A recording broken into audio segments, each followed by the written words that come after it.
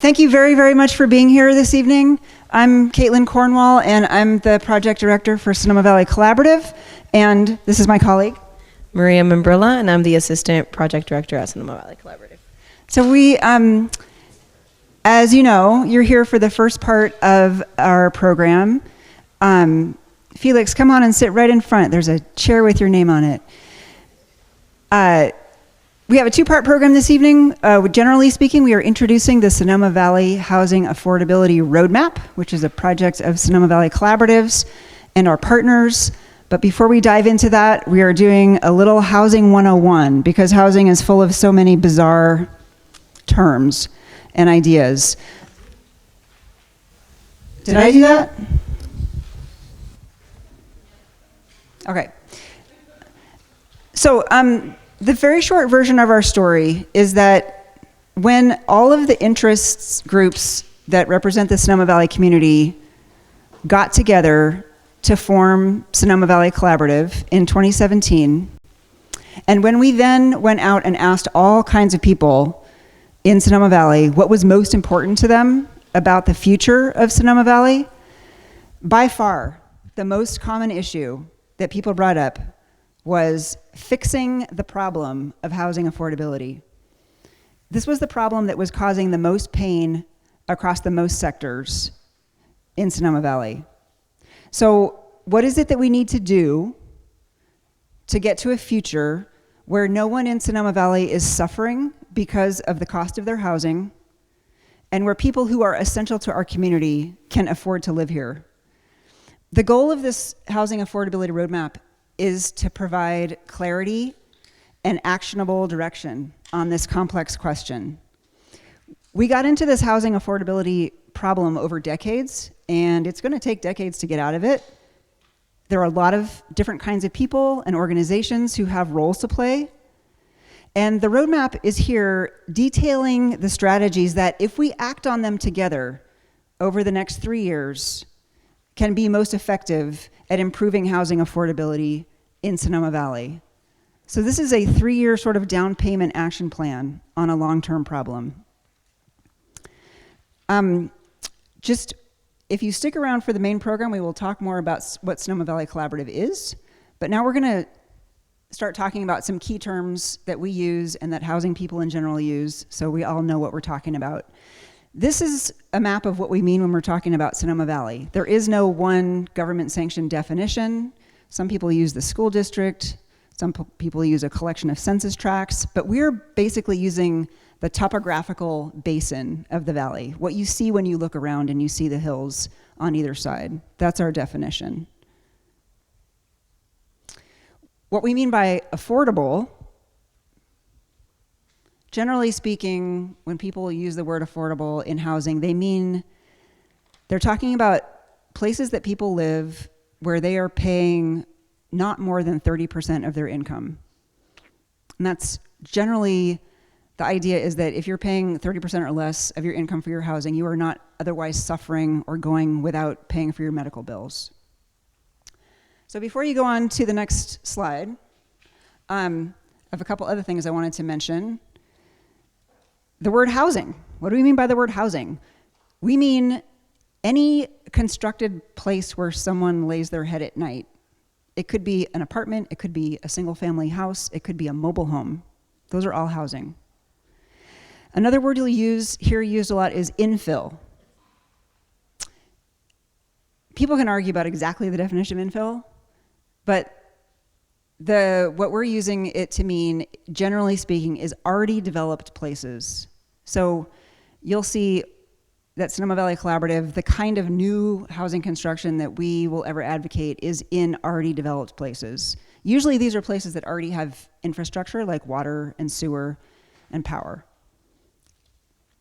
But there are places where it's reasonable to argue about that. People like to argue about whether SDC is an already developed place, for example. Let's go on to the next slide. Is that you? You want me to click for you? Sure. Some other key terms that are going to keep coming up in the roadmap presentation and in all of the conversations that we're having in relationship to housing that is affordable are the 3 Ps of housing. So what are the 3 Ps of housing? The roadmap project covers these 3 Ps. We want to preserve existing affordable homes, protect vulnerable residents, and produce new attainable homes. All of our core strategies that are going to be coming out of the roadmap are going to encompass these 3 Ps. Next slide, please.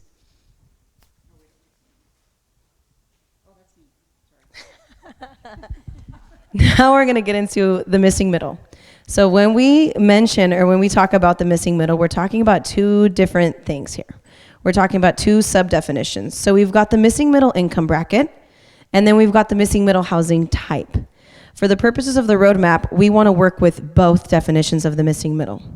So on the income bracket side, we've got our conventional affordable housing developers, the Mid-Penns and the Burbanks of the Valley, who are building housing typically for a specific income bracket, 30 to 60% AMI. Then we have what we call the missing middle, or what is known as the missing middle, which is the area median income, or the income bracket between 61 to 120% AMI. We can move on to the next slide. Then we get into the missing middle housing type. So this could range between a single family home to a 12-plex. Again, our affordable housing developers aren't conventionally building these types of units. They're building anything that is 30 or 40 plus units. What we want to do with the roadmap is promote that we begin to construct these types of units through what we call a community development corporation, which we're going to jump into down the line. So moving on to the previous slide, the slide before that one. It's a little jittery, it's okay. Let's talk about it from a spectrum. So again, we just talked about how folks in this income bracket qualify for your conventional affordable housing. So this is the affordable housing that's going up all over Sonoma County and California. And then folks that anyone outside of that bracket that doesn't qualify for that type of housing is typically forced to pay market rate housing. So that is in the 121 plus AMI bracket.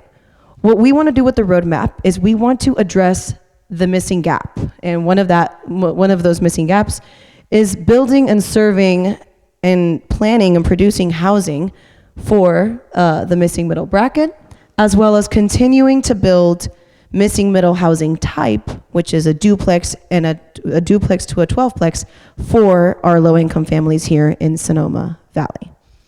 Next slide, please. So who's most affected by what we're going to talk about today?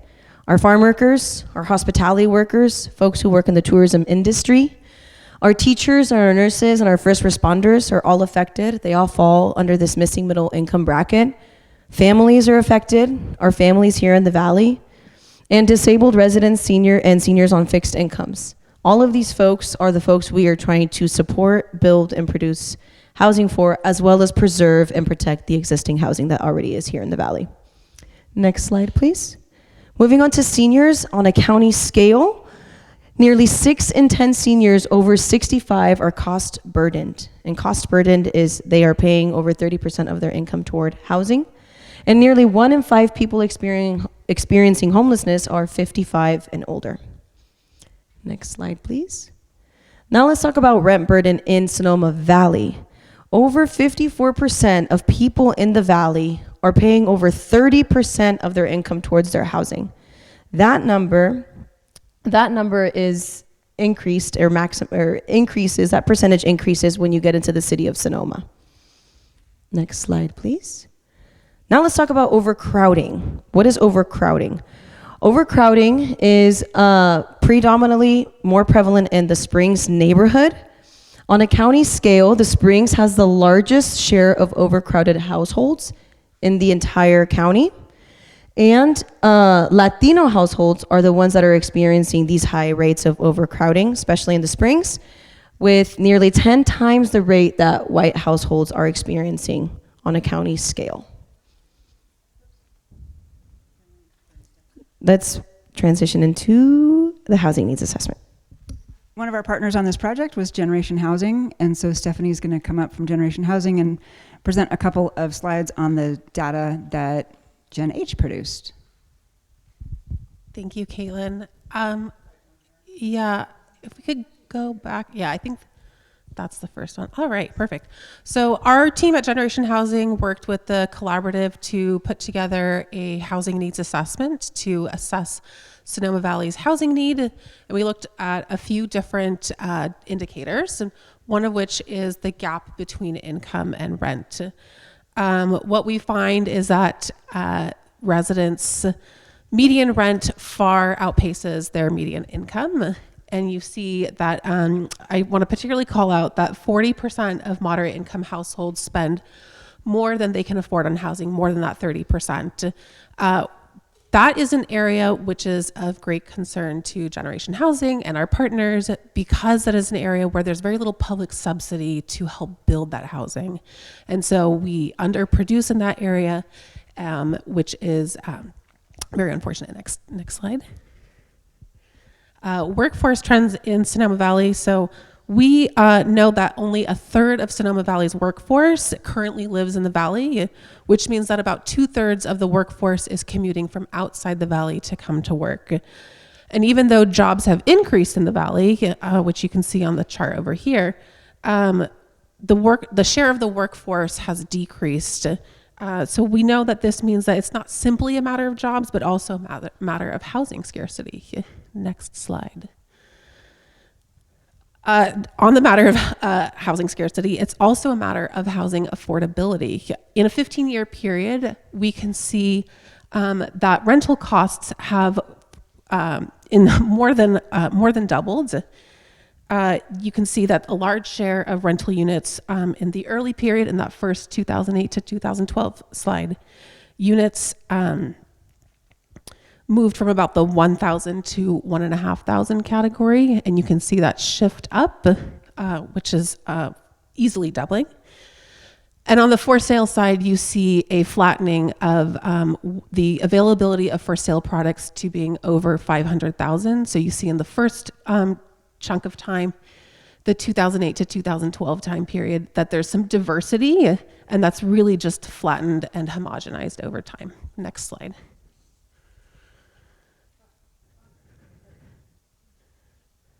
All right, short-term and vacation homes. When we talk about housing scarcity, we often talk about vacancy rate. And what we see here is that in Sonoma Valley, the vacancy rate is really not telling the full picture. 75% of homes in Sonoma Valley are not truly vacant for the local residents and long-term community members. That 75% is even higher than Healdsburg, which you typically think of as a very high vacation home destination. And so you see almost double in Sonoma Valley. I just talked with Josh, who's our director of special initiatives, who produced this data for this report. And he was talking about in Sonoma County, currently the vacancy rate is at about 7%. And when we back out the units that are not available for rent or for sale, it comes out generally across Sonoma County about 1.5%. So we can assume it'll be much lower than that in Sonoma Valley. And then last one, Sonoma Valley is losing our young families. And so we can see that in Sonoma, the share of families has decreased at a far greater rate than it has in other census tracts in Sonoma County. And that's unfortunate, because when our community loses families, we lose residents who are civically engaged and who help advocate for amenities that we all enjoy, like high quality schools, walkable neighborhoods, parks, etc. So I think that's my last slide. All right. Thank you, Stephanie.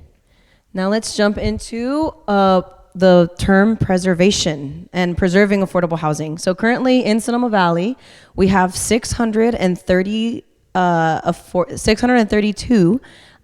subsidized affordable units, and we want to protect these units. 70 of the 632 are soon going to expire.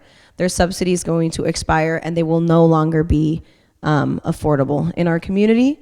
And so one of the strategies that is going to come out of the roadmap is how we are going to preserve the existing affordable units that we have in the valley. Next slide, please. So briefly covering an overview of what we just learned within the context of the 3 Ps. We do have a deficit of 6,400 units here in the Valley that we need to build, especially 70% of which we need to build for below market folks. So we need to build these units for our missing middle income bracket and our low income families. On the preservation side, again, touching on this 632 affordable units and the 70 that we want to preserve, which are currently at risk. And then for protection, about 16% of Sonoma Valley's residents and 54% of its renters, for a total of over 6,000 people, are housing burdened, meaning that they pay more than 30% of their income toward housing and are in danger of losing their housing if an unexpected expense arises. So this is a percentage of folks in the Valley who are either living here or working here, who are living paycheck to paycheck and potentially one paycheck away from losing their housing stability. So we've just run through a lot of data about conditions here. And now I want to talk for a minute about how we've gotten here. And it's a complicated picture. There are several factors involved. And as we've said, these issues have been building for a long time. A really big one, as Maria just mentioned, very touchy. We just don't have enough housing units, and the law of supply and demand does apply. And we've never had numbers on that need, and so it's thanks to our partners, Generation Housing, who came up with that 6,400 deficit number. That's a big number. It's kind of a scary number. But there's also just the fact that wages just don't remotely cover people's costs. We do have a lot of vacation rentals, and the cost of land is just prohibitively high. And there's not a lot that we locally can do about that except seek the rare opportunities, which we will talk more about.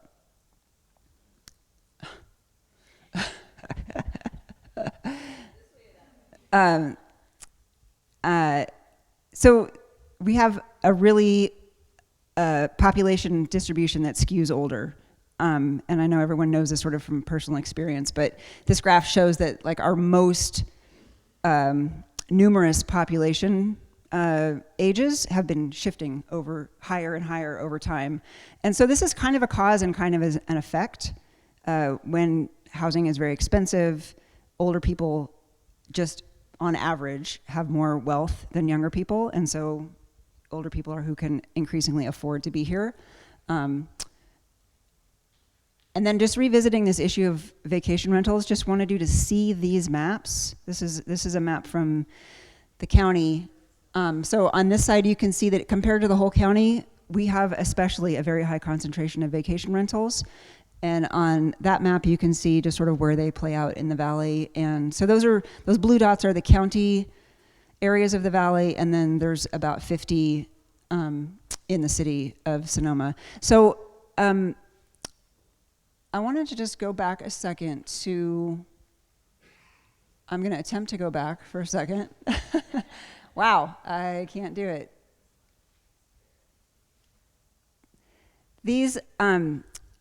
These numbers don't exist anywhere else. We created them for this project, and Sonoma Valley is not an official government. It's not a city, it's not a county, and so statistics are not super readily available. It takes a little bit of work. And these numbers are just a really tangible basis for all of the recommendations that we'll be talking about in just a minute in the roadmap. So you have now been through our Housing 101, and we're going to take a little break. And then in a few minutes, we will start with the main program where we'll introduce the Housing Affordability Roadmap. So thanks for being with us, and let's just mingle for a few minutes, and we'll start again soon. Thank you.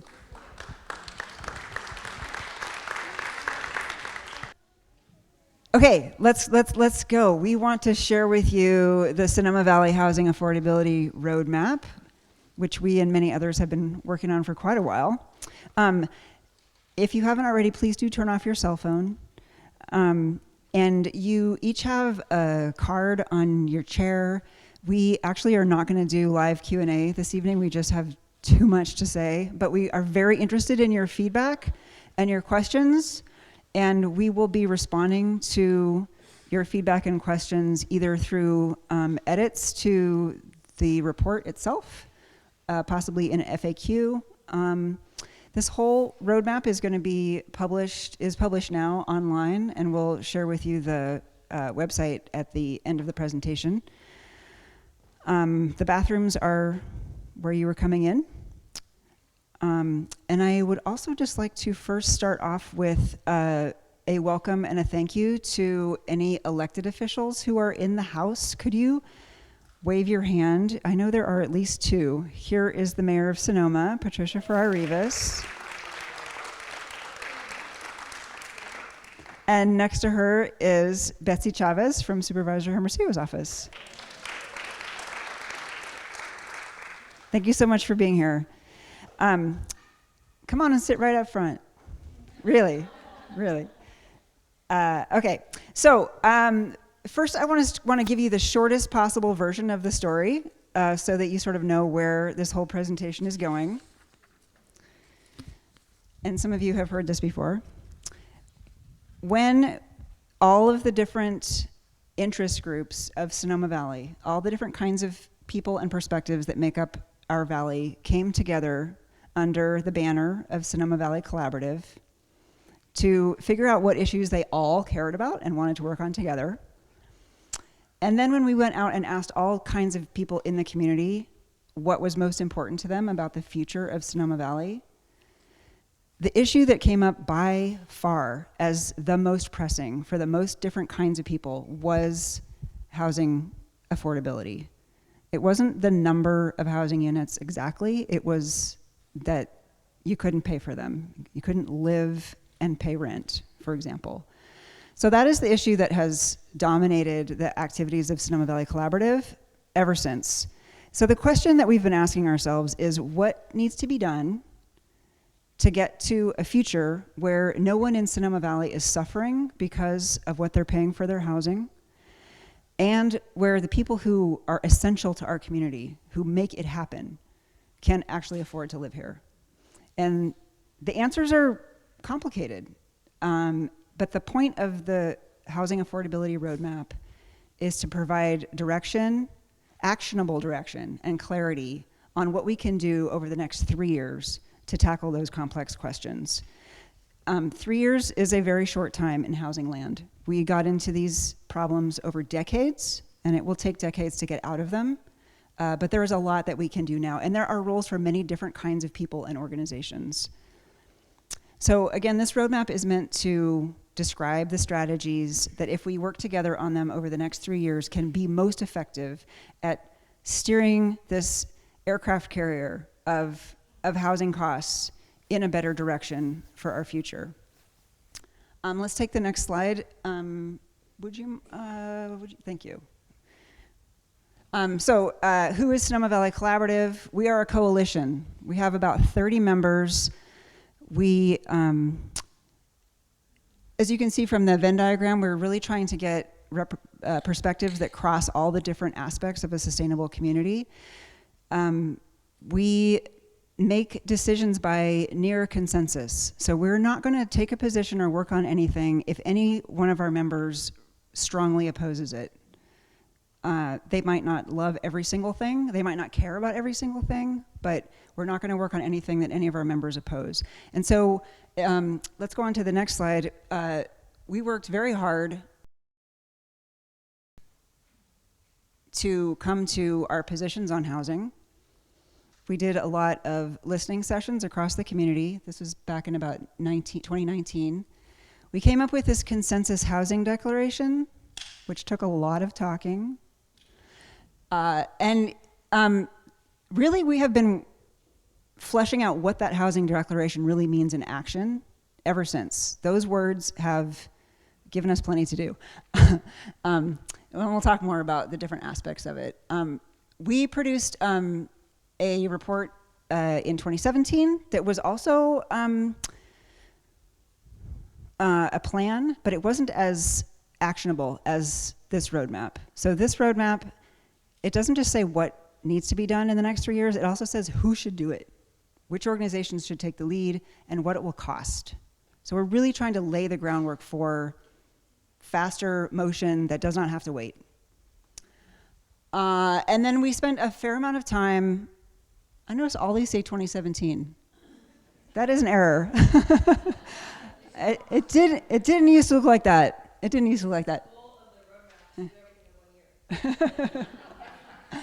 That's not correct. So yeah, the previous report was in 2020, but that last item there about advocacy, that was from about 2020 to 2023.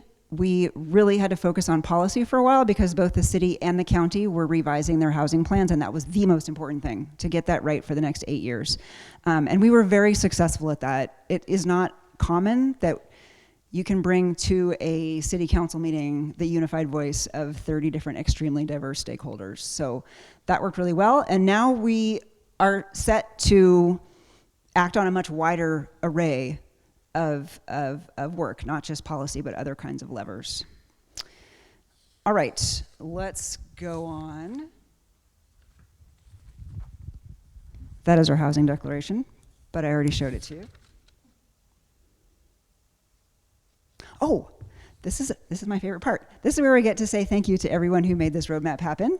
And then we're going to dive into more detail and give you perspectives from a number of speakers who helped put this thing together. So before we go there to the panels, I want to ask to come up to the stage the whole team that made this happen.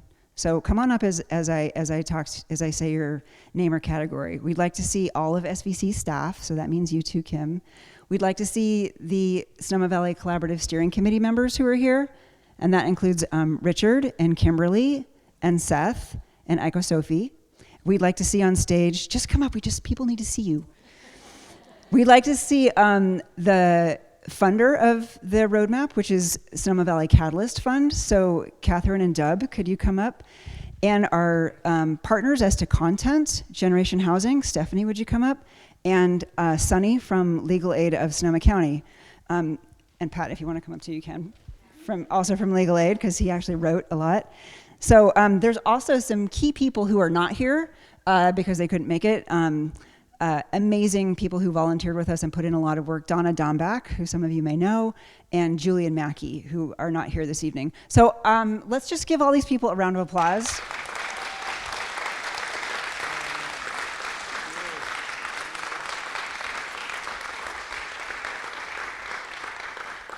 Thank you all so much for making this happen, and on we go to the next stages. And a little quick thank you I want to make also to Sonoma Ecology Center, which conceived the idea of Sonoma Valley Collaborative and has been hosting it ever since as an organization. Okay, now let's dive into the roadmap. Can we have the next slide, please? And the next slide, please. Here we go. Oh, you got it? Next slide. This is the list that we were trying to present, but the next slide, please. Here we go. All right, so what do we need in the Valley to achieve housing affordability? We need strategies in two categories. We need strategies for people, and we need strategies for building. So our next slide is gonna cover what that looks like in the context of the 3 Ps of housing, which we just learned in the Housing 101 section. Next slide, please. This is an overview of the 8 core high-level strategies that we're going to be publishing with the roadmap. We're going to dive deep into all of them, but they're all very well detailed in our website. We're going to dive deep into some of them, not all of them, because then we would be here for 2 days. So we're going to dive deep into the most high-level and important ones. One of them being creating a nonprofit Sonoma Valley Community Development Corporation, which we will completely talk about in the next few slides. And then keeping renters housed, and then a whole bunch of policy strategies that we're looking to publish. Next slide, please. Again, within the context of what we need strategies for people and strategies for buildings. Next slide, please. Under the 3 Ps, next slide, please. So what does that look like? On the section of protection and precariously housed people, we want to keep renters housed through strengthening housing services, educating tenants and landlords, and better just cause eviction protections. On the side of production and preservation, again, the highest level strategy here being strategy number 1, we want to create a community development corporation, which is a mission-driven nonprofit entity that can pipeline and produce the types of projects we just talked about in the Housing 101 section that are not getting built. And then in the terms of preservation, we want to assure that the 632 units under strategy 3 are still protected, and we want to preserve existing lower cost housing. And strategy number 6 encompasses both production and preservation, which is using strategic and innovative models like the community land trust model that can both produce housing, protect land, and preserve the housing affordable. Next slide, please. The 4 strategies that are highlighted can all be done under strategy number 1, the Community Development Corporation. Next slide, please. So it's a long list, granted. So Maria just talked through one way to think about how those different strategies work together. And the next slide, the website also has these quick links that allow you to slice and dice the strategies depending on your particular interest. If you're into policy, you can click that and you can just see all of the strategies that relate to policy, for example. So probably a lot of people will use those quick links. So that is the highest level, I don't know why I did that. That's the highest level overview of all the strategies. And what we're gonna do next is have a sort of lightning round of 4 very quick panels on some of these topics. So the first panel that we're gonna have is the one that's focused on this Community Development Corporation, because that's the newest, shiniest, least familiar thing that comes up. So if we could have the panel members who have on your card that says the CDC, please come on up and have a seat in the little chairs here, and we will sit down too to join you.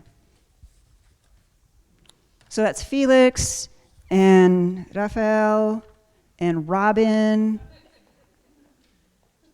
Yeah, that's who we have. Come on up. And there's a little tiny on-off switch. It's very tiny. It's here. Okay, so it's really hard to see the screen. Can we have the next slide? So remember that Maria was talking about how we want, there are types of building physical projects that are not getting done in Sonoma Valley. We have the market rate end and we have the 100% affordable end, and we don't have things in the middle.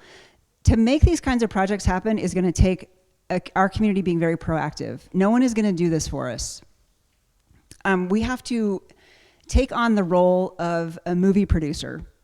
A movie producer is not an actor, is not a camera person, is not a choreographer, is not a music person. They put the pieces together, complex thing go.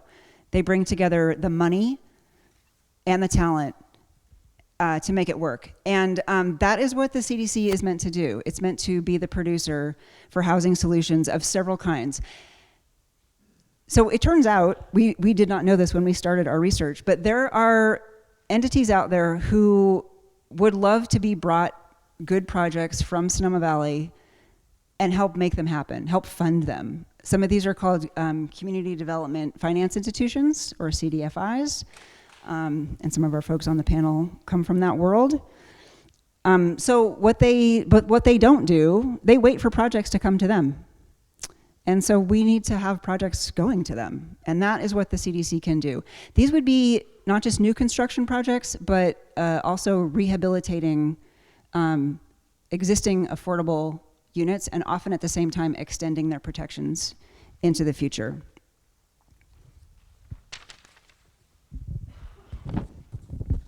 Now let's jump in on who we are building for, and I'm going to stand up because I'm always better with presenting standing up. So next slide, please.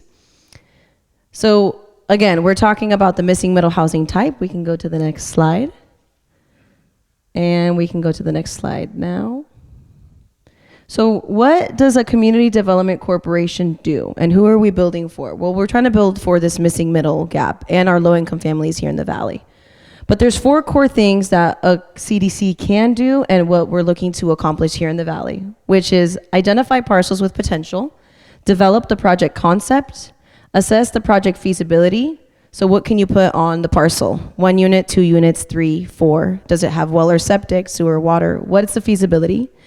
And then project deal making and capital stack assembly. So what are the negotiations that have to happen with the landowner? What is the capital stack? How are we going to finance the project? So once that project is produced by the producer, we can package it up and get it ready for construction, which is not something that the CDC would do, but would partner with developers to be able to accomplish that. Next slide, please. So who are we building for? We're really trying to build for our workforces, and CDCs have an opportunity to truly build. One of the ways that CDCs can make more projects possible is to meet the conditions of funding criteria. What do we mean by this? Well, there's certain state and federal funding programs that can apply to specific groups of folks. One of the prime examples and one of the strategies published in the roadmap is farm worker housing. So in the state of California, we actually have a farm worker housing fund or bucket where people, developers, planners can come out and apply for farm worker housing money and be able to build units for our agricultural workforces. So a CDC can plan for this. And in Sonoma Valley, in the county of Sonoma, assessment, but in the Valley, for us to be able to unlock this opportunity, to know who our farm workers are, to know what their needs are, and to be able to apply for funding, we need an assessment. So can we go on the next slide, please? One of our strategies, strategy 7A, is understanding those workforce needs.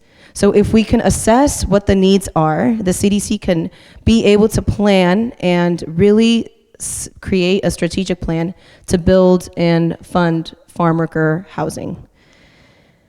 And we're going to move on to, this is just one of the examples of what a CDC can do and how it can support the workforce in the Valley. Can we go to the next slide, please? This is our projection, our large-scale projection. So coming out of the roadmap, we want to pursue a pilot program here in the Valley of the SVCDC.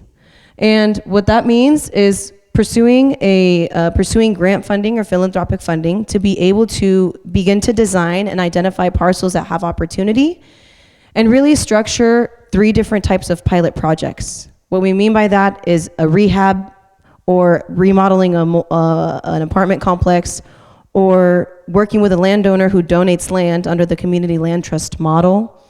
And each project would have its own business plan. And what we want to do is we want to diversify the business plan. So we say, okay, this project is using a CLT model.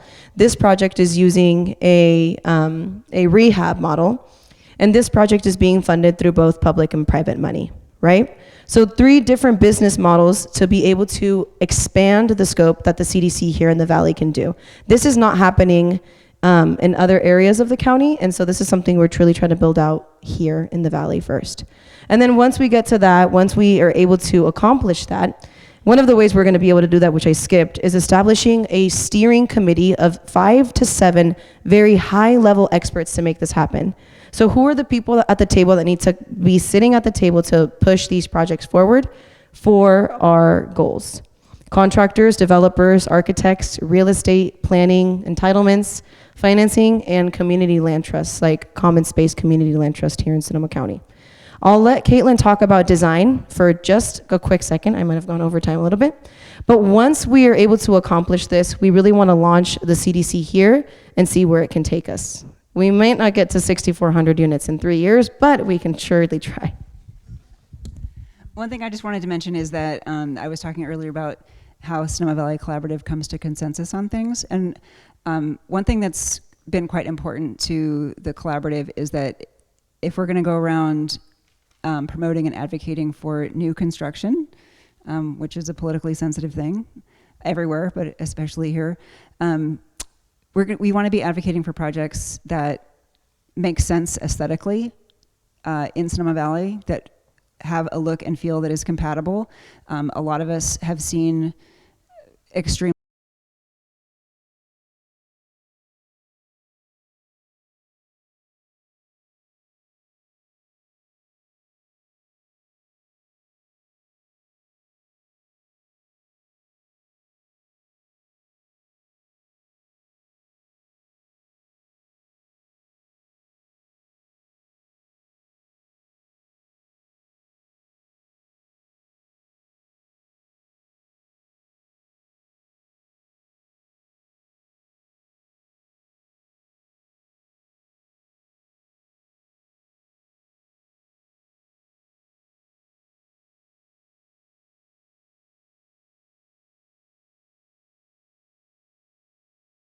Hi everyone, my name is Felix Salian, and I'm the Vice President Business Development at Midpen Housing. For context, Midpen Housing is a large regional affordable housing nonprofit developer and property management company. We operate in 12 Bay Area counties.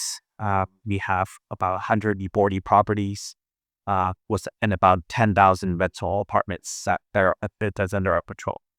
And I think it's important to kind of note upfront the difference between what Midpen bringing to the ballot versus what a CDC can, right? So because we operate everywhere, while we have a big staff, our development team is 40 people strong. We will choose to operate in places where we think has the highest likelihood and the most expeditious path to developing housing. So that happens to be in Santa Cruz County or San Mateo County. We're going to go there and get those units built because we need units everywhere in the Bay Area. Yes. And the big difference with the CBC is you're going to have community members on that board. Ideally, your CBC will also be a CHODO, a community housing and development organization, which will give you access to special money under the home funds. And because you have that control, this organization is really going to be advocating and pushing on behalf of the and the community's kind of concerns are going to be foremost in the priorities. And that's super important because you'll always be in the interest of the community. So some examples, Midpen collaborates with other CDCs and CLTs, and one example is EPA can do, but it does not stands for something which I don't know where to. That's this Colorado. And we have two successful tax credit projects that Midpen and BAT CDC has collaborated on. The CDC helps us with community outreach and with kind of conceptualizing the projects. They are a part of the developer team. It comes with the audits, and then they are a partner in the community in the operations of that community thereafter. Recently, we also essentially became a conduit for free homes that was sold at below market rate by the community member. It went through the 10 and ended with EPA's hand, where they were able to split that property into the land trust model. And the EPA's land trust owns the lands, and they are selling the hold to the current tenants. One of those three holes have already transacted, and the tenant is now a co-owner. And the other two are right behind that path. In San Jose, we worked with an organization called the South Bay Community Land Trust, which was newly formed. And the pen was able to kind of lend our expertise to that organization to acquire a 18-unit apartment building, which has closed down. And they are in the process of setting up the rehab. It's going to be a gut rehab. They're going to basically tear the whole thing apart, down to the studs, and replace every building system, and then just make it brand practically new, and then put the tenants back in. So that's Amazing.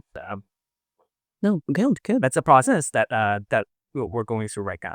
So one last example is Ebalsi in Oakland. We don't have a partnership with them, but they're a very active CDC in Oakland. And in addition to the housing that you've mentioned so far, anything you can think of really that has community benefit, that serves community, is within the purview of a CBC. So in their case, they organize community events. They do celebrations around important kind of cultural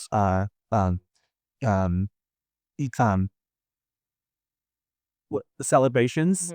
And they also own commercial property, which they use which they rent to either nonprofits, arts organizations, or incubating small businesses. Anything that has a benefit for that community, they can do.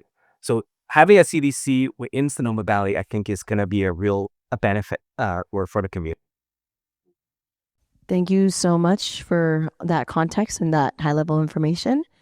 Now moving on to, you want You want to Robin or Rafael? Now we're moving on to Robin, since you are right next to Felix. Robin, can you please introduce yourself and tell us a little bit about what the RED is? And then can you also tell us how can a CDC bring projects to you at the RED, and what opportunity areas do exist in Sonoma Valley? I'm Rose Stefani, and I'm the executive director of the RED, which stands for the Renewal Enterprise District. And the Renewal Enterprise District got started, just for a little background, after the fires that we experienced in Sonoma County, and with the purpose of working kind of similar on housing, infill housing that met certain criteria that the community had come together to outline. And so we call that our RED criteria. And part of that has to do with the nexus between housing, jobs, equity, and transportation.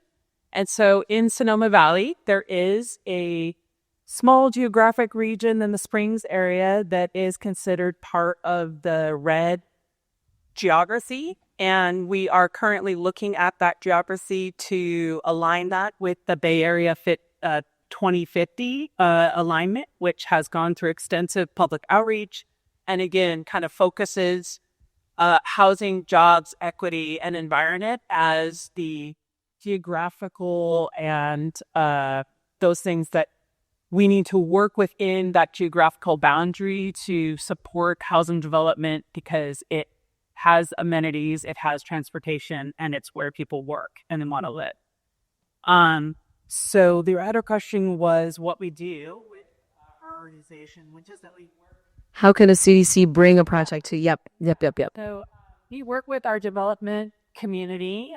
Several of you are here in the audience, and we look at ways in which we can set the table for development. So that would be infrastructure grants that help to make the development more feasible.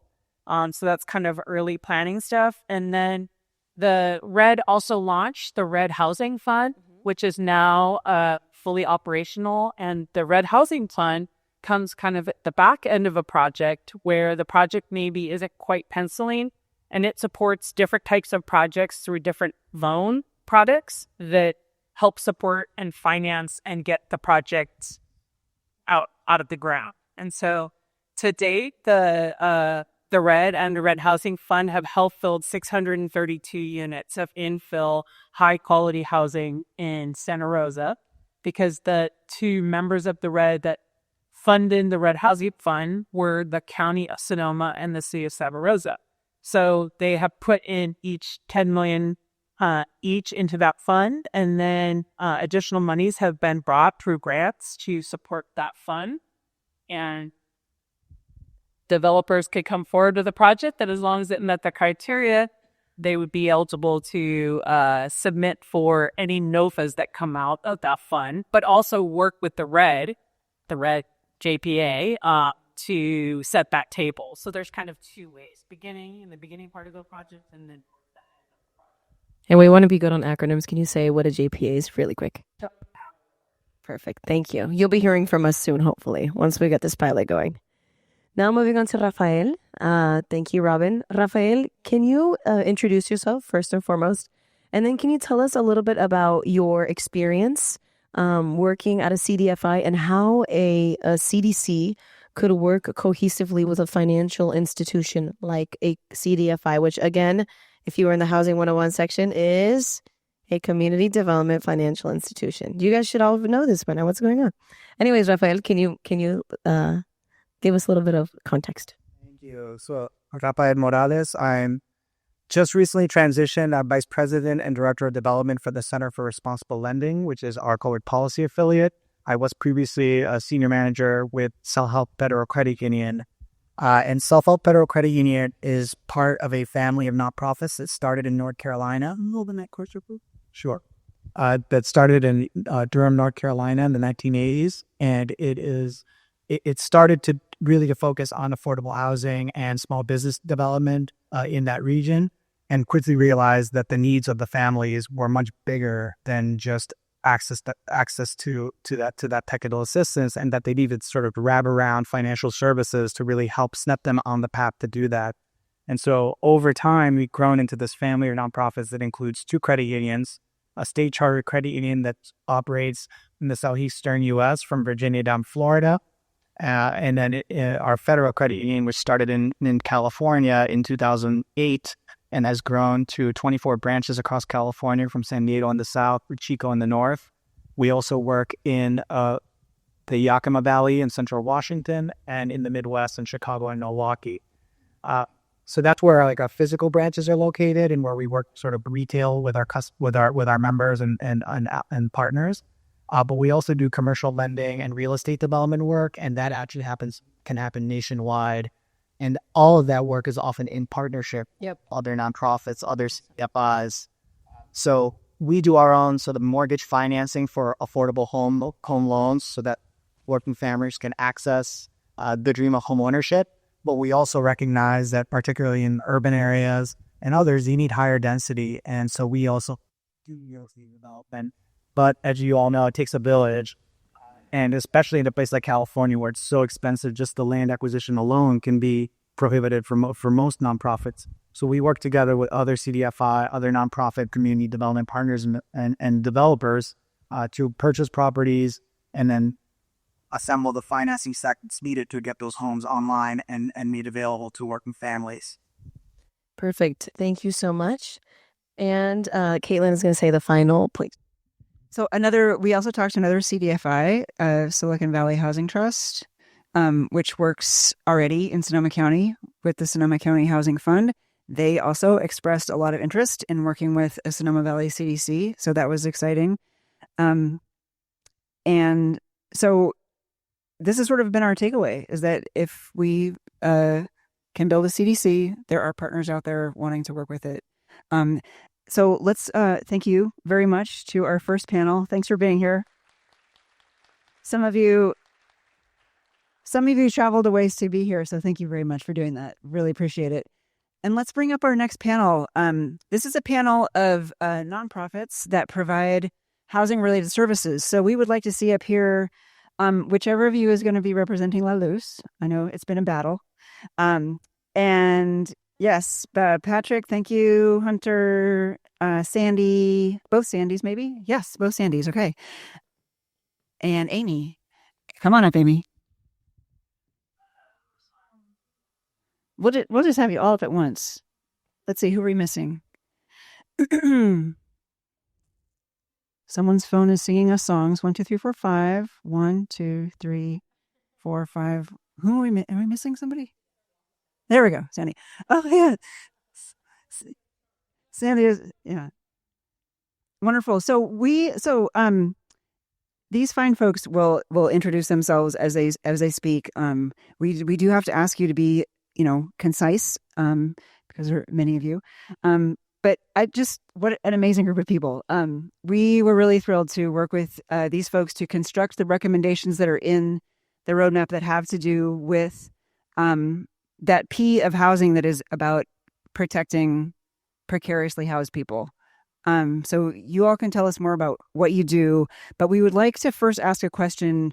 If one or two of you could talk about the need that you're seeing out there for the kind of services that you provide, the increasing need, and the funding situation also. And I know maybe Hunter, if you could start on that. And there's the mic for you. Let's make sure it's on. Is it on? Yes, it is. Okay, so maybe Hunter and then Sandy from La Luz could talk about that. Go ahead. My name's Hunter. I'm the Vice President for Sonoma County for Home First. We provide homelessness and housing services in Sonoma County and in Sonoma Valley. I'll just first say one of the things we do is we operate what's called My Names List, which will bring together many of the partners up here on a bi-weekly basis, where we compare data on people who are homeless and align on action plans for people who are homeless. And because we operate that, I can tell you that as of today, there are 94 people experiencing homelessness in Sonoma Valley, as far as we know. In the last 3 quarters, the number of people who have become homeless in Sonoma Valley has been, which is a lot of the roadmap focuses on, has been less than the people ending their experience of homelessness in the valley. So that's huge. And what that means is that continues, we will end homelessness in Sonoma Valley. But yes, Odia, but and then yes, what we're seeing is cuts across the board. So just to name a few, right, at the federal level, we're seeing food stamps and Medicaid. Many of you are aware of that. The main homelessness funding source at the federal level, it may not even be available to communities in California because of the politics of the situation. At the state level, which is in part what funds the data that I just talked about, the main homelessness funding source is being cut in half in the next 2 years. And then at the city level, we're seeing impacts across the board. I had to tell a staff yesterday that they're being laid off, and the staff who is funded by a local city and is solely responsible for ensuring 20 families remain in their housing last year. We also operate the a homelessness prevention program in Sonoma Valley. We're keeping people in their housing. And in the first 8 months of that program, we saw almost 400 calls for service. So the need is there. And so I'll just end by saying, in this moment that we are in today, it's a call for local communities and private philanthropy and private donors to step up. And I'm so excited to see so many people here tonight, because that means that you're committed to this cause. Because we're almost there. We just have to keep the progress going and keep people in housing to it. Thank you. Thank you. Why don't you pass it to... Hello. Okay. Hi, everyone. Sandy Sanchez with Lalu Center and the Director of Programs. I believe the question was, what is happening with these cuts, right? And what does that mean, I think, for the everyday person? And what we're going to see is longer lines at the food distributions. We're going to see, doubling up, tripling up in their homes. We're going to see rents are unpaid, subsidies are cut beyond rents unpaid, right? People being evicted. These cuts are, again, they're not a cut on a stud sheet. It's not a number change. It is tied to a person, and it's going to, for individuals, the need doesn't go away, right? So the need is just going to grow. It's going to multiply. And so part of what we're doing is talking about how do we continue to work together to fill that need, right? The question becomes, when the safety net is strained, who steps in? And the answer is all of us at different levels, wherever we can. Thank you. Thank you. So the main recommendation that is in the housing affordability roadmap that relates to housing services, like those provided by these nonprofits, is about the gains that can be made if they coordinate their offerings even more than they already do. They're already constantly handing off needs with each other and making those sort of triage decisions. But as we talked, there were other ways that came about that are worth investigating that could make the scarcer and scarcer dollars go as far as possible. And so if we could just briefly hear from the others of you on the panel, and maybe we can start with you, Sandy. Whenever we start talking about the other Sandy, about making the scarce dollars go the farthest, fish is kind of the first thing that comes to mind. We are really unusual in Sonoma Valley that we have an organization like Fish. And why is it, Sandy, that you can make those dollars go so far? And what do you see in the future about finding ways to sort of optimize the strengths that all of you bring to the table? Thank you. I am Sandy Fiater. I'm a volunteer. My job at Fish is the executive director. We have 175 volunteers, and I'm not firing any of them editors. Staying up. So that's good news for Sonoma Valley. Fish has been around for 54 years. It's been providing rent to people for 45 or more of those years. Kind of emergency kind of situation. What the proposal is here is that we work together and expand our vision and move from emergency to stability. For example, we're working right now, Sherry's in the audience, 2 families where the head of the family had been deported. And the kind of support that we have provided in the past just really isn't enough for them. So we've got new challenges, and then the new vision is to try and figure out how to collaborate more, using much of the model of the homeless group and their work, so that we can fill in more of the needs, do more than stopgap, but provide some stability. And the collaboration is really the foundation of that. And the good news for Sonoma Valley is we got that down. We know how to collaborate. We know how to respond. During COVID, this in 18 months provided 850 families with rental assistance. So we've got some good experience. We've got good people on board.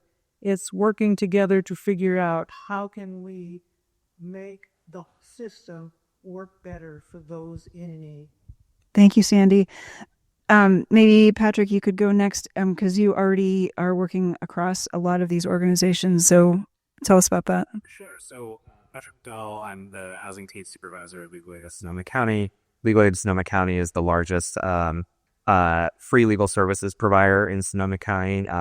We, in 2025, our housing team has so far assisted approximately 47 to 50% of all the folks that are coming through eviction court on this kind of side, which is hundreds of families. And one of the things that we run into all the time, right, is for folks who have a blip in their incomes. The most tragic cases that come to us are folks who have oftentimes a death in the family, or who dealt with the issue of a deportation in the family, right? Someone who was part of the household who was critical to that household maintaining the income that was required to pay the rents.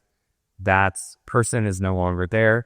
Sometimes the family or the household, the rest of the household is able to band together, right? You have this 1, 2, 3, sometimes 4-month period in which they just have this gap where that rents can't get paid because they don't have the income that is coming in. And as a lawyer, I like to think I'm pretty good at my job, but one thing that I'm not good at is I cannot make the obligation to pay rent disappear, right? And that's when we really need to rely on our partners, right? We are part of a coalition called Keep People Housed, right? That has been huge, where we have coalition partners that are geographically situated throughout Sonoma County who ensure that we have this network to help people with rental assistance. And we have other agencies that are helping people with rental assistance. And that is huge for me to be able to do my job for these folks who, again, are just into being a rock and a hard place and would be housed up for the facts that they don't have the $2,000, the $3,000 that they need just to bridge the gap to ensure that they don't get evicted, right? And that money is also the difference between somebody being evicted through the court system and then being able to stay housed with their family long term. Thank you so much. And I'll just, because you started mentioning dollar amounts, just a reminder, every strategy and sub-strategy in the roadmap has costs associated with it. So, and I'll show you some of that later, but it really, the amounts of money that it takes to keep someone in their lower cost rental, it's not very much. It's amazing. And we're considering the alternatives. Yes. The cost to keep people housed is very small relative to the cost of getting somebody on the streets, Yep. right? So when you think of what is the next alternative, right, the cheaper thing by far is keeping that family housed. Yeah. Jenny Lynn, maybe you could go next. Tell us a little bit about Catholic Charities and tell us what you see as what could be done that would benefit the folks in Sonoma Valley who need housing help, and some of the tools that you've seen work.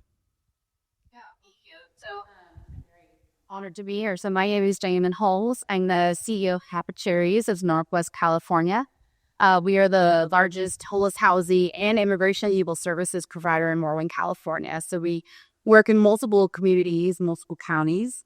And we are a little bit newer to Sonoma Valley, but we're very excited to be here for a couple of different reasons. But first, just to talk, we are working with Homeless Action Sonoma on the Homestake Village, which has been just a beautiful project that this community brought to light.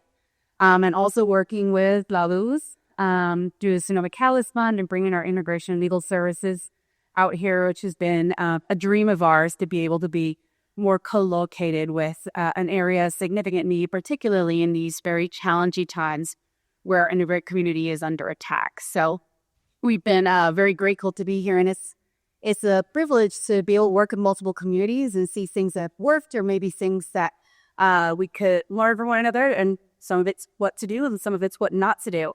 But one of the things that I have been so impressed at kind of coming in the tail end of this project, and I've never seen something like a roadmap like this that is so action oriented and has really usable strategies and have really brought together a diverse group of individuals. And so looking through working predominantly on this initiative, there was a lot of things we can look at, not just creating better housing services, but even more coordinated services.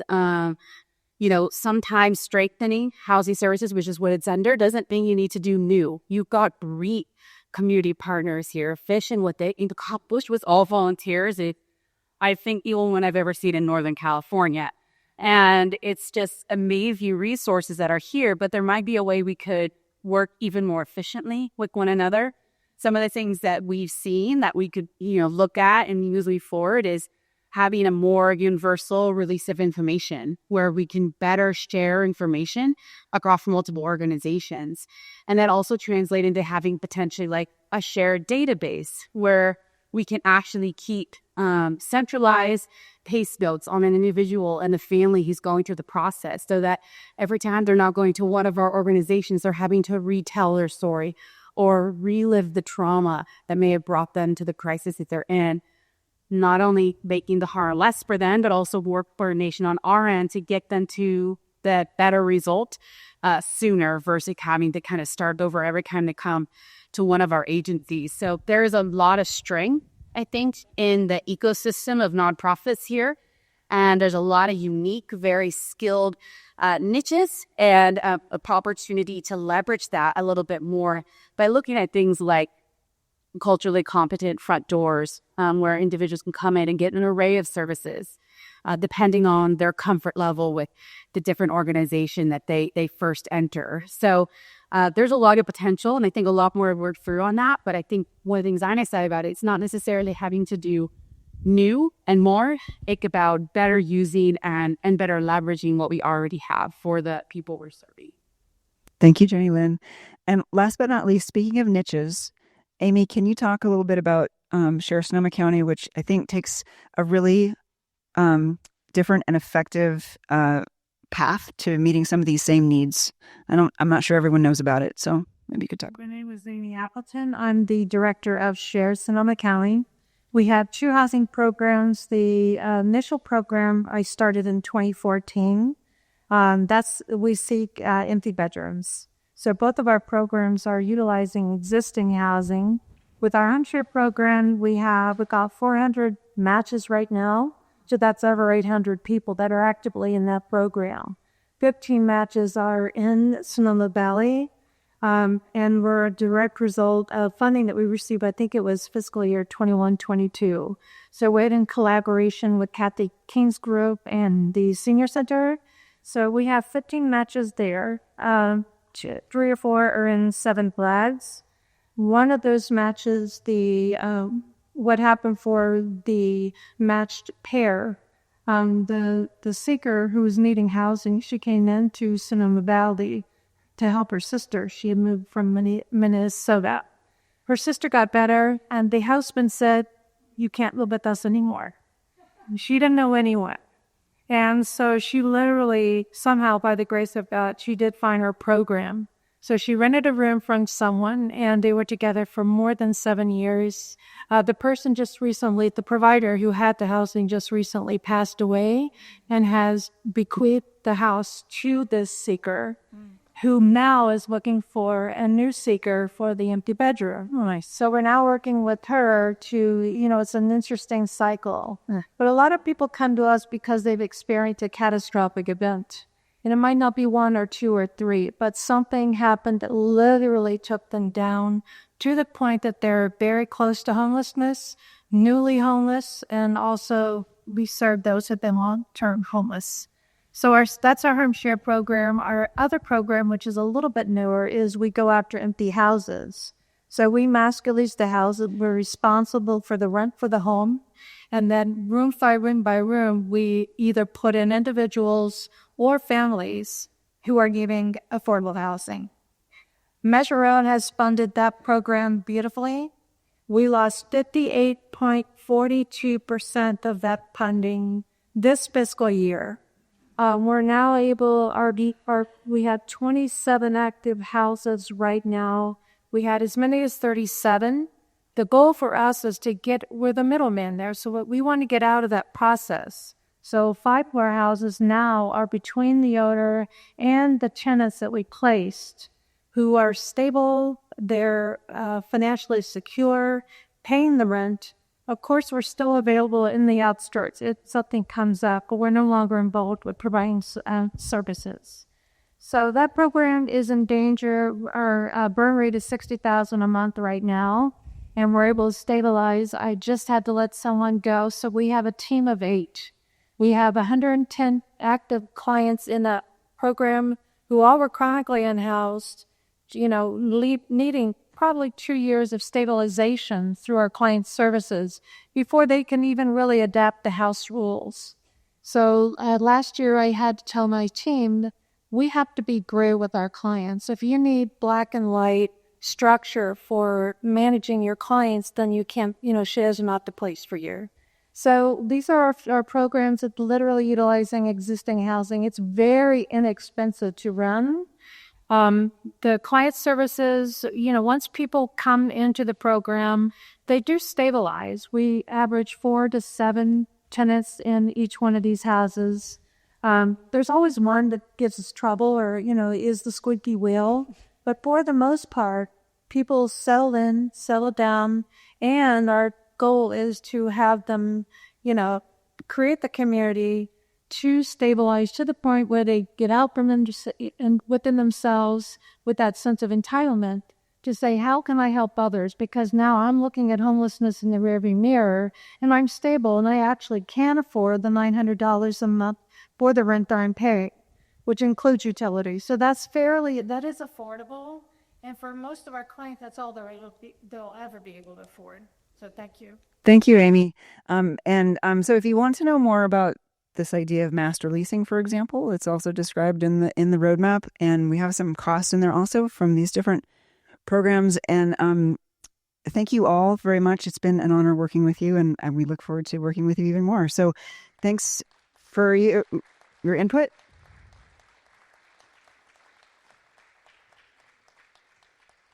And let's have our next panel come on up. This is a panel about policy. So if we could have Stephanie and, yes, you again, Patrick, and David. And is Lauren here? Lauren Fury? No, just David. There. Oh, she was kidding. Did Lauren Fury make it? Oh, there you are. Sorry. Great. Okay. Thank you all. So this is a great panel that illustrates that not everyone working on housing issues agrees on everything. But it's okay. We agree on enough things. We make progress. It's a many-headed beast. So this panel includes both a representative of local government, David from the city, and we almost had someone from Permit Sonoma, but he is not going to make it. So I'll say what he was going to say. So there are several pieces in the roadmap that have to do with improving policy so that it can support housing affordability. There are some, we have some slides on this. Yes, there we go. Several policies related to land use. And then let's go to the next slide. Also some policies that are not related to land use. There's this idea of a rental registry that actually tracks lower cost housing units. And especially for one thing, for example, when there are these housing units that were like public money was spent to make sure that they are only to be used for people who have lower incomes, we want to make sure that that's actually who's living in those units. And that's costs money to track that. And there's not enough of that happening. So that's one of the other kinds of policy recommendations that we're making. So let's go to our panel. Let's start with Pat from Legal Aid. Can you talk just for a minute about how the policy recommendations that are in the roadmap coincide with policy directions that Legal Aid is after also? Sure. So I'll start with a quick example of just a case that we're working on right now. So 2 years ago, I assisted this multi-generational immigrant family in an eviction case. They were basically being told that they were a violation of their lease. They had too many people living there. That was in fact not true. I think it was actually happening is that the property manager, frankly, saw a lot of brown people going into the same apartment and couldn't tell them all apart and literally assumed that they were in violation of their lease. We defended that successfully. They were able to say. Last week, they come back in because the patriarch of this it's 3 generations under one roof, sadly passed away from brain cancer. He was the main signatory of lease. They're now trying to evict that same family because basically now that the patriarch is dead, they feel like it's their time to move in and get rid of this family finally that they basically been trying to evict for 2 years. That family, fortunately, is a beneficiary of what we call just cause protections, which is to say the landlord, before they are going to be able to evict this family, they need to have a legally sufficient reason. And it usually shocks people to learn that the majority of tenants in Sonoma County, that is in fact not a protection that they have. The majority of tenants in Sonoma County can be evicted at any time or any reason or no reason at all, as long as that reason is not racial, gender-based, ethnic discrimination, right?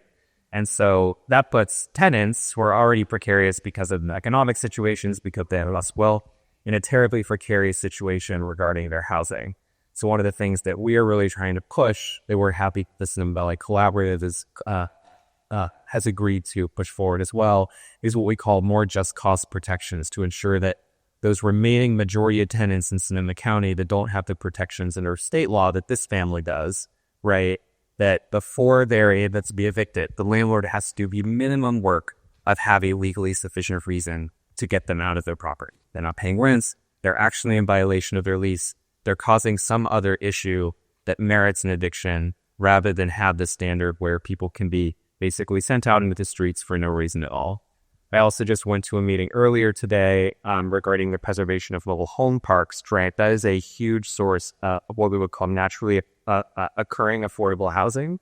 It's essentially the last naturally occurring affordable housing in California, which is to say that it is not subsidized, right? So it's not drawing on public funds in order to stay affordable. It just happens that because, the folks own the structure and basically the only thing they're renting is essentially the parking space or what is called a mobile home, even though it can't really be moved. Mobile homes. But there you go. And these mobile home parks are increasingly a target for large hedge funds and private capital that have made it a very lucrative practice to essentially jack up rents as high as they possibly can, displacing a lot of our elders, a lot of folks with disabilities, right? A lot of our sort of last blue-collar folks in Sonoma County that can actually own an asset that does appreciate over time, right? Mobile homes sometimes seem like they ain't much, but they do actually appreciate as an investment. They are a wealth creation tool. And so it's critical that we ensure that we're preserving those, keeping them affordable for the folks that really need them. Because again, until we're able to really build a lot of their housing, or we're able to find solutions to long-term home ownership, this is one of our last options that remains affordable for your average household in Sonoma County. And I hate to do this, but I'm gonna maybe you were done, but I want to try to move along. We are actually in an active campaign right now on mobile home park protections, and there's some of the folks we're working with in the room and with legal aid, so that's great. And I also want to just point out, I know I just said we were in a hurry, but it's really important to point out that it's really unusual for a cross-sector coalition that works on housing to have tenant protections be part of the platform. And I don't think we have in the House any of our bigger business members, but this is very unusual. I think it is a blessing of working very locally, is that the local business community is very clear that if tenants cannot stay here, then they cannot have staff. So we're in a rare situation where the bigger business groups are supporting our coalition to work on tenant protections. And it's great because it is true. If you can't hire staff, you need the people who are here to be able to stay. So let's move on. Switching gears from tenant protection type policy to production type policy. Lauren, maybe you want to go next, or whichever.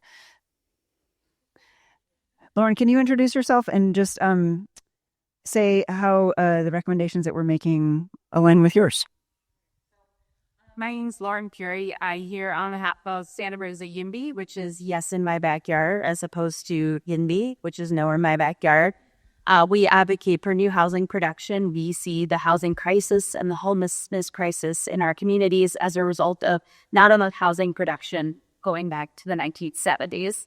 And so we really recently started coalescing around an initiative to advocate for upzoning in Santa Rosa, which falls under the Improved Land Use and Zoning Rules initiative in the roadmap, because over 80% of the city of Santa Rosa's land area is zoned for single-family housing. And I'm sure in Sonoma Valley, it's probably upwards of 90% of the land area is just single-family homes, so kind of that traditional house with a yard, probably a white picket fence, and like ideally on a cul-de-sac.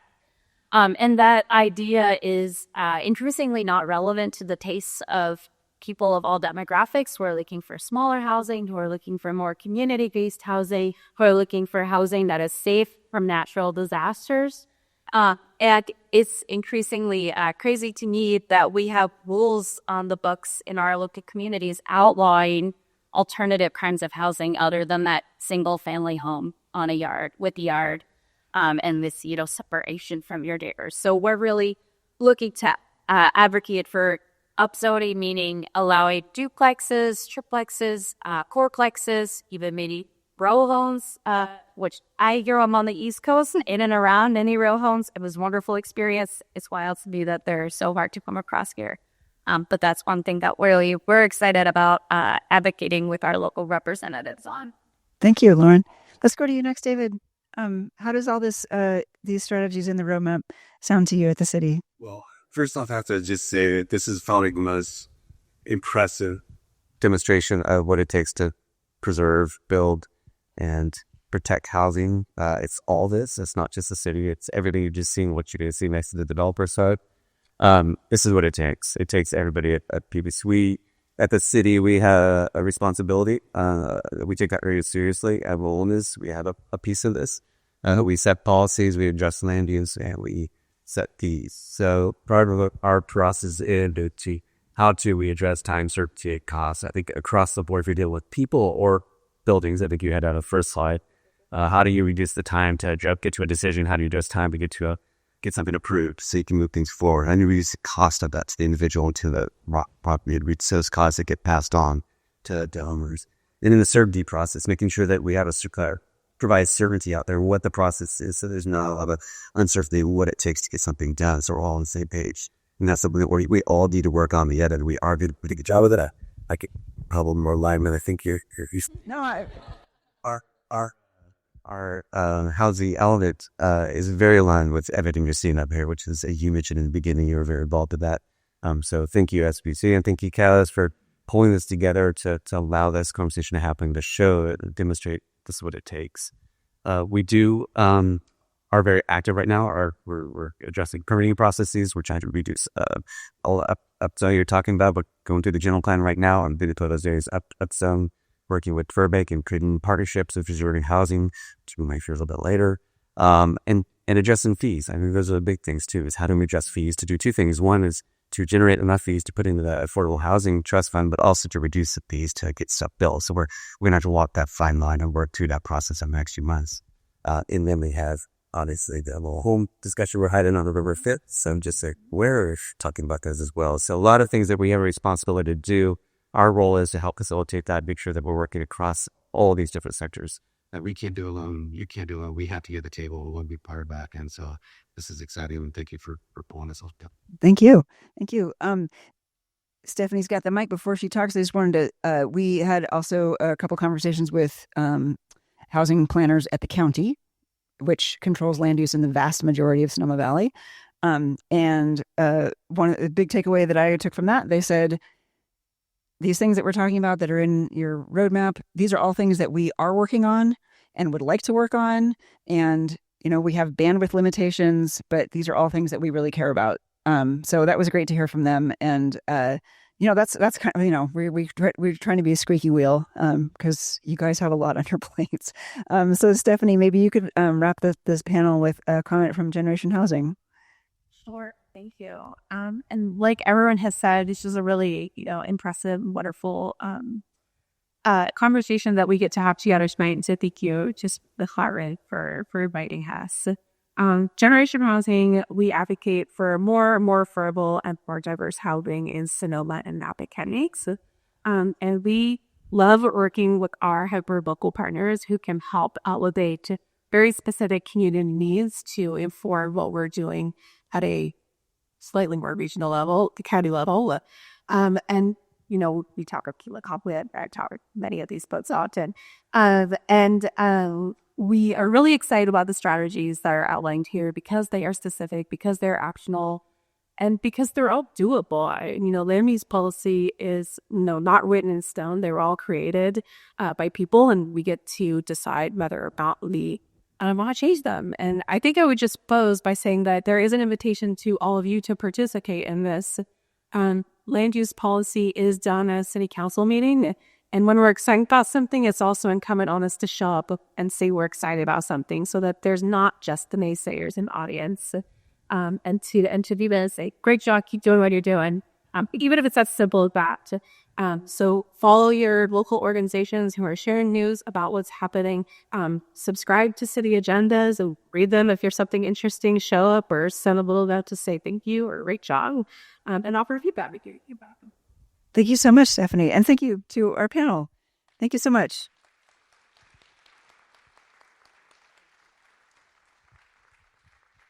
Thank you. You could just set that down right there. Alrighty, folks. Well, thank you for your patience. We have come to our final panel, which is our panel of developers.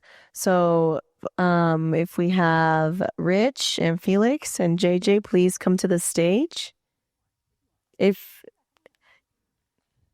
Come on, Felix. We know you have your pack out, your Milwaukee pack out tools in the back of your truck.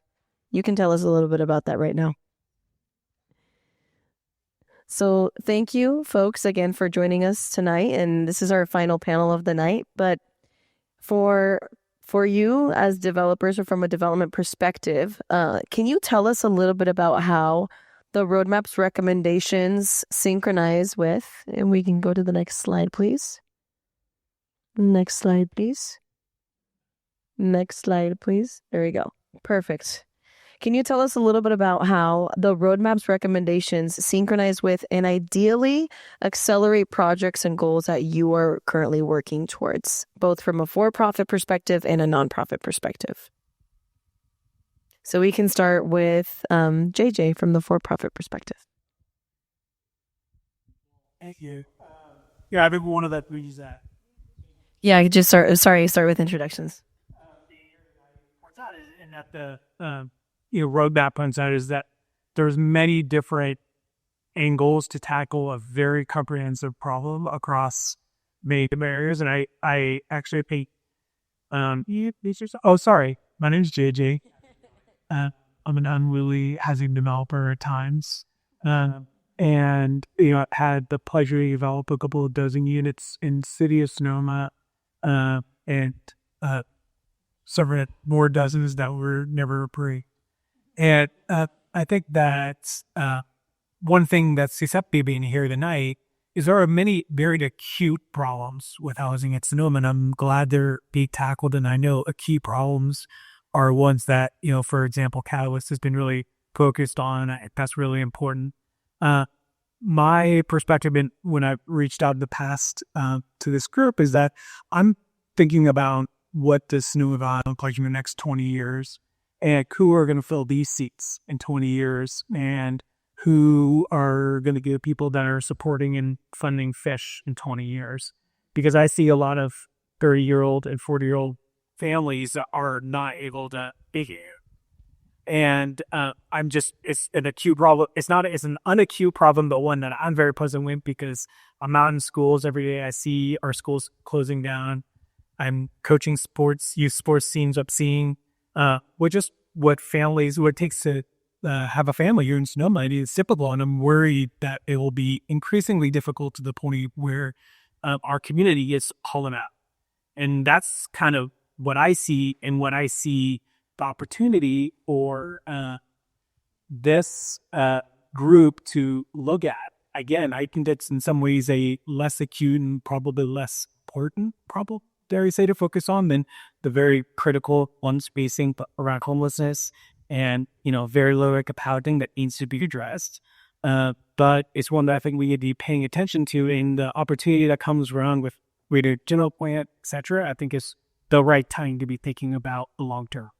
So that's been my interest. I'm happy to share my experience. There are many parts of the roadmap that I think are great. I will say one cautionary tale is I think just creating the opportunity for more dense housing doesn't mean you're going to get more dense housing. And so I think there's a very sensible approach that needs to be had with realizing like the conditions in which this community exists. People are here because of natural beauty for a lot of reasons, and we need to protect that as well. And they're here for community. And I want to have the opportunity for us to have a rich, diverse, and sustainable community. And I think for-profit housing and on the plays a role in that. And I'm happy to talk more specifics if you're interested. Perfect. Thank you so much for that. Now we can move on to Rich, if you can give us your nonprofit perspective. Sure. Hi, everybody. Rich Wallach, Senior Director of Housing and Finance and Business Development in Burbank Housing. Most of you know Burbank, but maybe not all of you, but we are the prominent affordable housing developer in the North Bay. We are exclusively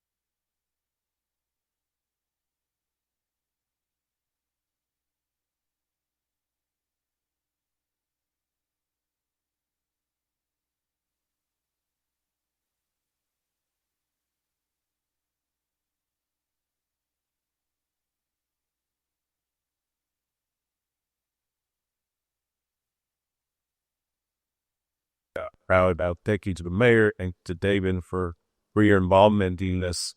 Where two properties owned by the same family were at the end of the 30-year regulatory agreement that the city going to put in place.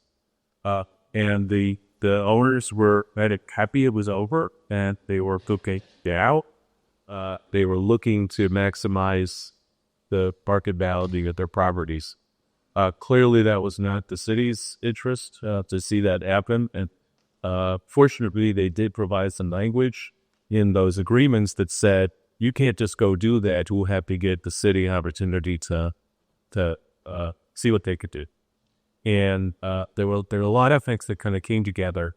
One of them was on these two properties, at the same time, the Bay Area Housing Finance Authority had a preservation pilot program that was made available to us that we could use to basically pay off the sellers. So and he was fine about it. I think he was like, I'm happy that I can get paid and keep his support.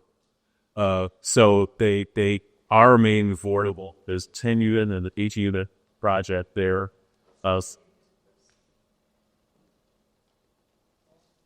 We're cutting. Yes. Well, sure. So, but something good to really know what some of these units are that you'll keep outages on the bike that are certain metals. Those are marks. So. Does it phone a battery?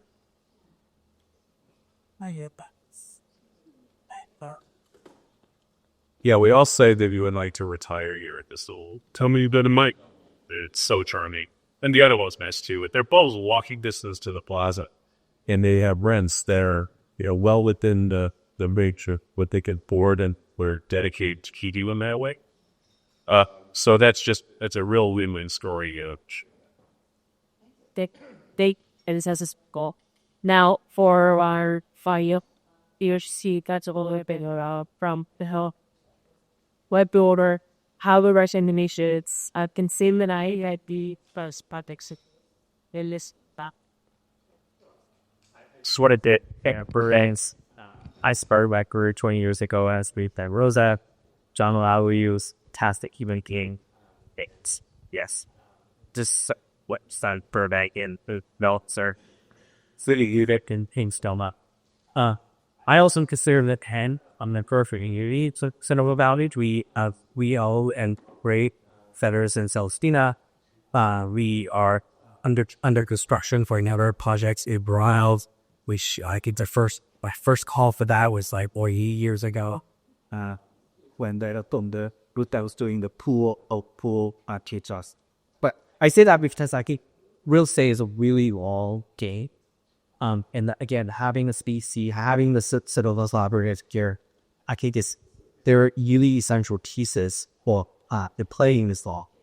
We're not going to see tangible housing units, especially new construction, within 3 years. But you are setting the groundwork for a lot of things to come.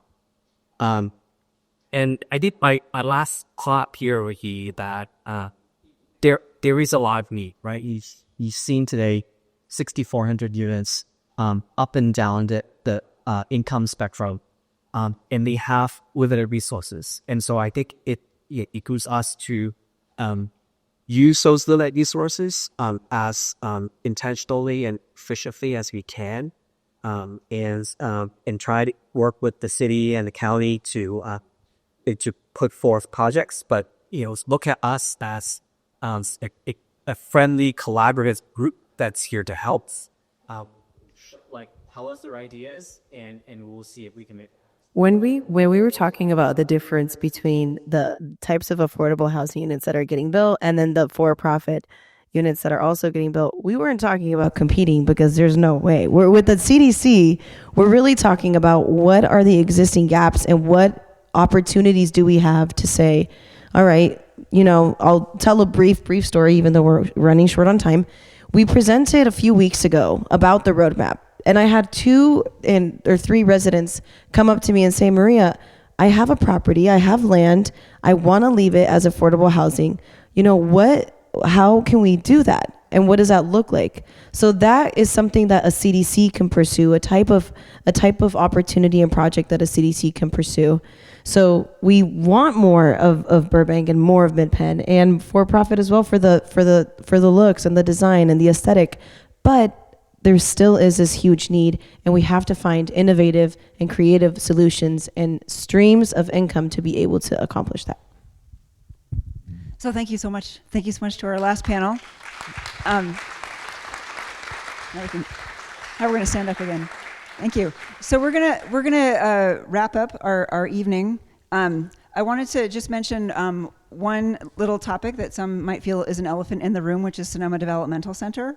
I want you to know that the position of Sonoma Valley Collaborative, which we've come to over many conversations, is that whatever number of housing units gets built there, what we want to see is the maximum possible percentage of them be affordable to people who are in the middle and low income brackets. So we're not taking a position on the number. So that's one and all of these strategies that we've been talking about this evening apply there too. It's not, when it comes to getting more affordability there, it's not special. It's really just like another piece of property.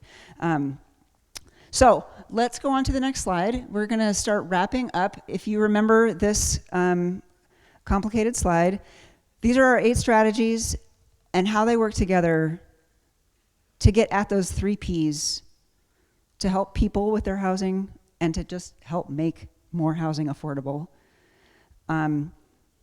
We have some of these strategies use levers that we already have in the Valley, like Jenny Lynn was saying, that we just need to be smarter about or faster on. I would say like the policy strategies, like David said, there's a lot of agreement about those, but they're slow. And so we can help make them go faster or be stronger. And then some of our strategies have to do with brand new things, like the Community Development Corporation. And there's also a whole strategy we didn't even have time to talk about other potential streams of funding that we would need to start working on now if we want them to bear fruit in 5, 10, 20 years. That's strategy 8, in case you're checking. So let's go on to the next slide. We have a couple of different ways to look at all the strategies together. This is a timeline where you can see which of these strategies are really a short-term focus, like I would say the policy strategies. They don't actually take that long. And then others are going to be, we're going to be in it for the long term. And you can get more detail on this on the website. Next slide. We also have costs, as we've been mentioning. This is just one way of looking at the costs. Each strategy also has its own costs detailed out. Some of these things are very important. Here's another C7B that has such a high cost. That's another one we didn't even have time to talk about today, but there are many programs out there that help first-time homebuyers with their down payments. They do cost money. They cost quite a lot of money, but this is doable. Santa Clara County started off a fund with $25 million. They raised it once, and they've gotten a lot of people into home ownership that they would not have been otherwise able to do. So you can zoom around on the roadmap website and look at those costs and think about how you can contribute to them. And I'm going to pass it off to Maria. So we can go to the next slide, please. So what's next for the roadmap? So right now we're in we feel like it's the very end of a big deal, of a big project. It's actually the very beginning. It's the very beginning of a whole lot more work, which we're super excited to embark on. So as we know, we're here in 2025, but the next step is to really pilot the CDC and work with all of our speakers, work with all of our partners and organizations here locally and regionally, and start looking a little bit deeper at how a CDC can get built out in a very high level and strategic way. We showed you the pilot program and what we aim to do.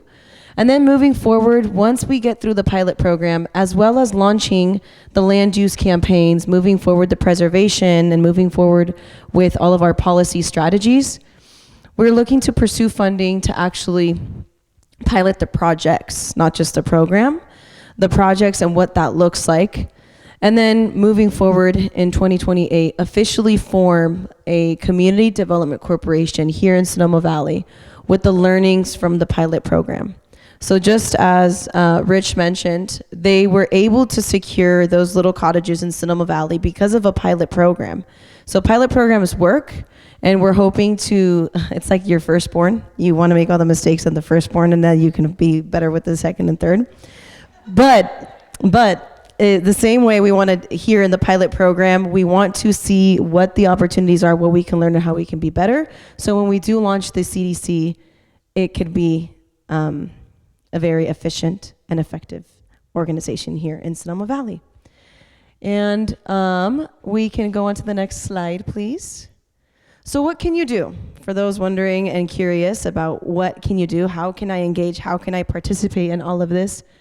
Let's start talking about housing. You know, you can start having conversations with us at SVC, with cities, with city partners and planners, with housing organizations. Volunteer. If you have the skills, like we said, we're looking for, 5 to 7 very high-skilled, mainly retired folks in the Valley because they're more prone to having the time and the energy or the desire to go back to work once they've been in retirement for a long time. But we're talking about like developers, contractors, real estate designers, and anyone who can contribute to the build out and all of our advocacy that we're trying to do with the land use side and the preservation side. Another thing you can do, you can invest in Sonoma Valley. You can invest in philanthropy. You can invest in the CDC and SVC and in social services. If you are interested in investing in homelessness or in strengthening the housing services, we had the organizations here, but check out the website to see what is something that you would be willing to, or where you would be willing to donate, what your philanthropic heart has in mind and where you would like to allocate that. And then if there are opportunity parcels and you have folks who know that would be interested in doing something that is for nonprofit or affordable housing here, let us know because we're looking to build this out. Notice how we said let us know, not the for-profit developers know. No, I'm just kidding. So, and now finally, if you own land and you want to contribute to the affordable house, like if you want to support folks who work here, you can rent for cheaper. rent to a local worker, you can redevelop or add more homes, or you can donate your land during or after your lifetime. Like we said, we had a couple of folks already interested in donating, and other folks who said, I work at a hospital and I have nurses and doctors who I rent to, who I know many other seniors in the city of Sonoma would want to rent to. Why not a nurse or a caregiver? And I'll stop there. Thank you, everybody. We have a sign-up sheet in the back for people who kind of fall into that second or fourth category. Check it out at the table back there. So we're about to wrap up. All of these strategies together, it's quite an ambitious work plan, and we are a tiny part of it. Sonoma Valley Collaborative is a tiny part of it. A lot of people in this room, a lot of people not in this room are pulling a lot of weight and will keep doing that. So I just don't want to leave the impression that we think we're going to accomplish it. We're pulling together the threads and presenting it to you. We're almost there. So obviously this kind of work, it takes a village and it takes a generation, really. We started getting behind on housing in the 70s, as someone mentioned. So it really is kind of a tough climb out, but it's not optional. If we want Sonoma Valley's children to be able to live here, which many of them currently cannot, if we want local businesses to thrive, which currently they're having a hard time, if we want really our whole community to be able to reproduce itself into the future, then we have to house our people.